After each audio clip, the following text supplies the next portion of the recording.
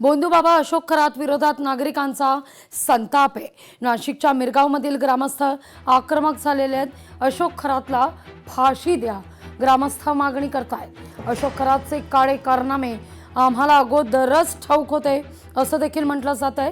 त्याच्या विरोधात बोललो असता खरातना प्रशासनाला धरून आमच्यावर खोटे गुन्हे दाखल केल्याची ग्रामस्थांची धक्कादायक माहिती आहे।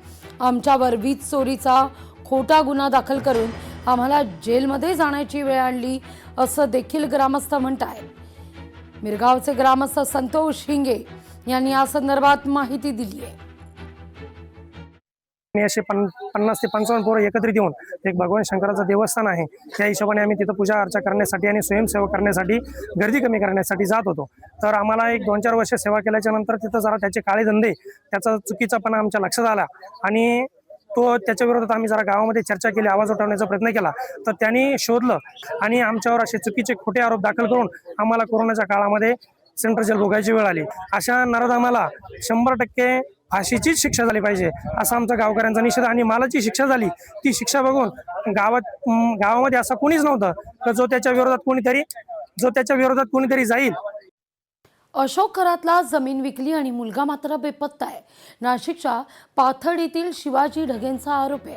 शेतकऱ्यांच्या जमिनी घेऊन अशोक खरातनं पैसेच दिले नाहीत असा आरोप केला जातोय।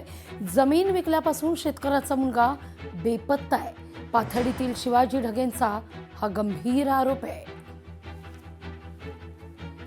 काहींना लुटलेलं आहे, काहींचे मुलं गायब झालेले, काहींच्या आई वडिलांना आजारी असल्यामुळे त्यांच्या फसवणूक केली आहे जास्त, आणि काहींच्या जमिनी इतक्या लुबाडलेल्या आहे की बेमाप लुबाडलेलं आहे। बोंधूबाबा अशोक खरातचा आणखीन एक कारनामा समोर येतोय।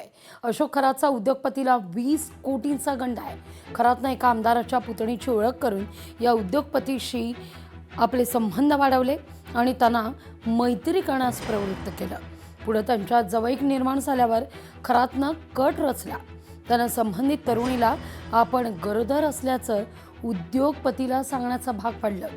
घाबरलेल्या उद्योगपतीनं खरातकडे मदत मागितली असता त्यानं हे प्रकरण मिटवण्याकरता 20 कोटींची मागणी केली आहे। कालांतरानं उद्योगपती आणि त्या तरुणीची पुन्हा भेट झाली आहे। खरातनं हा बनाव रचला असल्याचं उघड आहे। त्यामुळे या उद्योगपतीला देखील 20 कोटींचा चुना लावल्याची चर्चा आहे।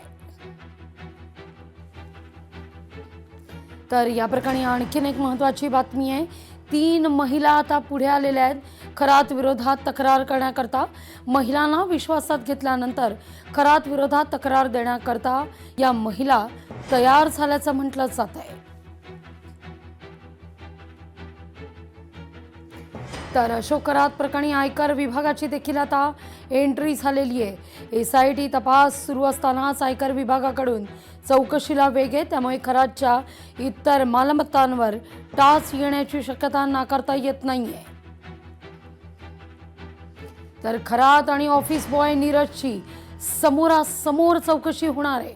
चौकशीत नीरजकडून 40 महिलांचे नंबर हस्तगत करण्यात आलेले आहेत। नीरजकडून आणखीन काही लँड एजंटचे देखील नंबर हस्तगत करण्यात आलेले आहेत। नीरज आणि इतर व्यक्तींच्या अर्थातच बड्या भक्तांच्या शोधाकरता CDRही तपासला जाणार आहे। त्यामुळे मोठे मासे गळ्याला लागण्याची शक्यता नाकारता येत नाहीये। थोडक्यात बोंधू खरातचा पाय आणखीन खोलात जाण्याची शक्यता आहे, कारण अर्थातच 3 महिला पुढे आलेल्या आहेत तक्रार करण्याकरता। SIT आणि पोलिसांनी विश्वासात घेतल्यानं या महिला तक्रार करण्याकरता तयार आहेत। तर SIT पथकाकडून खरातची काल 7 तास चौकशी झाल्यानंतर कुंडलीच बाहेर निघतीये। 52 मालमत्ता देखील समोर आलेल्या आहेत। जमीन व्यवहार करणारा एजंटही पोलिसांच्या ताब्यात आहे। तर आयकर विभागानं देखील एंट्री करत खरातची आता सखोल चौकशी करण्याची सुरुवात केलेली आहे। सिन्नर, गंगापूर, नाशिकमध्ये मोठ्या प्रमाणावर जमिनी लाटल्याचा आरोप होतोय। इतकंच नाही तर 52 सातबाऱ्यांवर खरातचं नाव आहे। अनेक संशयास्पद नोंदी सुद्धा आहेत।